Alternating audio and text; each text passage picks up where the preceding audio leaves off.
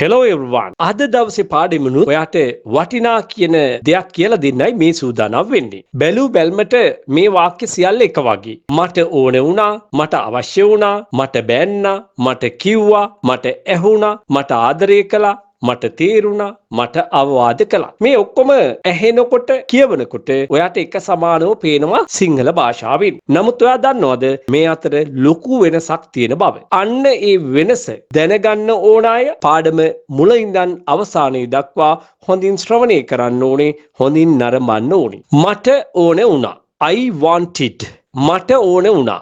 I wanted. wanted කියලා කියන්න ඕනේ. මේ විතරක් නෙමෙයි මතකනේ. counted, mended, landed, rested මෙන්න මේ වගේ වචන id sound එක එන විදිහටයි කියවන්න ඕනේ. I wanted මට ඕන වුණා. මට අවශ්‍ය වුණා. I needed. I needed. එතකොට කොහොමද කියන්නේ මට හිතුණා? I thought. think, thought. think හිතනවා, thought හිතුවා, සිතුණා. I thought. මට ඇහුණා. I heard. I heard. මට මතක් වුණා. මම මතක් කළා. ওই දෙකම එක වගේ. මට මතක් වුණා. I remembered. I remembered. මට තේරුණා. I understood. I understood. මට පෙනුණා. I saw. I saw. මට බැන්නා. දැන් මෙතනින් එහාට වාක්‍ය වෙනස් වෙනවා. මොකද්ද වෙනස? මෙතෙක් වෙලා කියපු වාක්‍ය වල ඒ අදාළ ක්‍රියාව කරන්නේ කර්තෘ විසින්. ඒ නිසා ඒක කර්තෘකාරක වාක්‍ය. අපි කියන්නේ active voice කියලා. නමුත් මෙතනින් එහාට බලන්න I was scolded or else you can say I was blamed.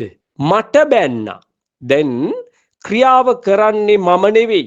වෙනත් පාර්ශවයක් විසින් අදාළ ක්‍රියාව කරනවා. ඊට යටත් වෙන්නේ අපි. අන්න ඒ නිසා මේ වාක්‍ය කර්මකාරක වාක්‍ය හෙවත් passive voice වලින් තමයි තියන්න ඕනේ. I was scolded.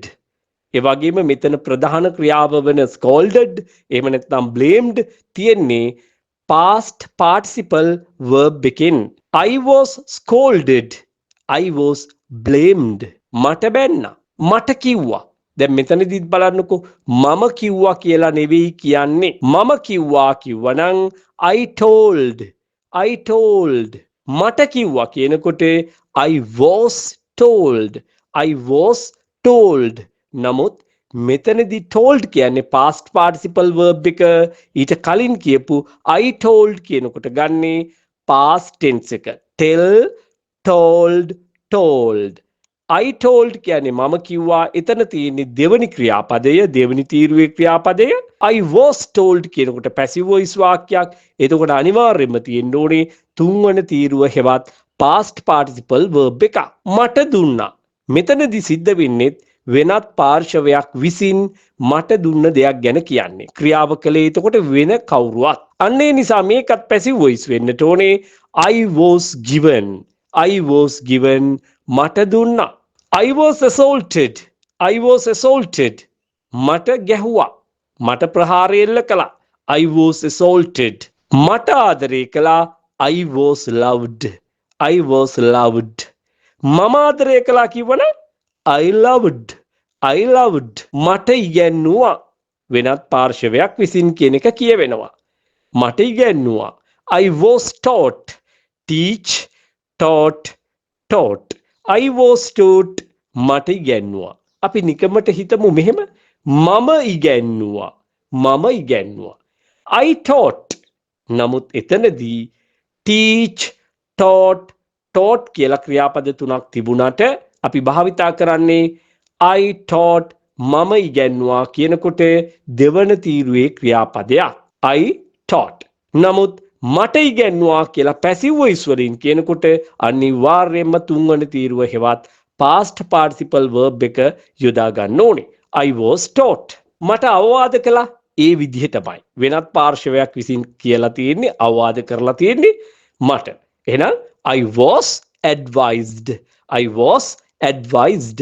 මම අවවාද කළා කිව්වනම් මම තමයි දැන් ක්‍රියාව කරන්නේ. එතකොට active voice. I advised දෙවන තීරුවේ ක්‍රියාපදයේ පාවිච්චි කරනවා. I advised.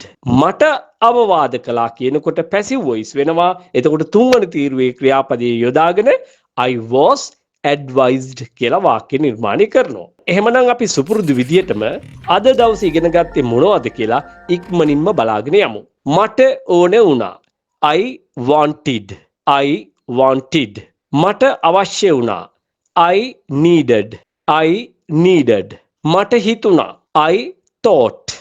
I thought. මට ඇහුණා. I heard. I heard. මට මතක් වුණා. I remembered. I remembered. මට තේරුණා. I understood. I understood. මට පෙනුණා. I saw. I saw. මට බැන්නා. I was scolded. I was blamed. මට කිව්වා. I was told. I was told.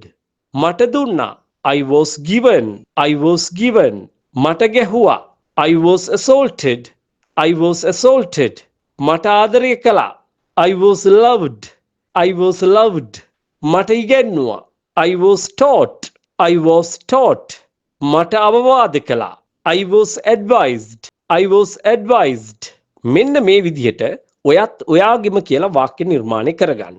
එහෙමනම් සුපුරුදු විදිහටම අද දවසේ පාඩමෙනුත් ඔයාට යම් ප්‍රයෝජනයක් ලැබුණා කියලා මම විශ්වාස කරනවා.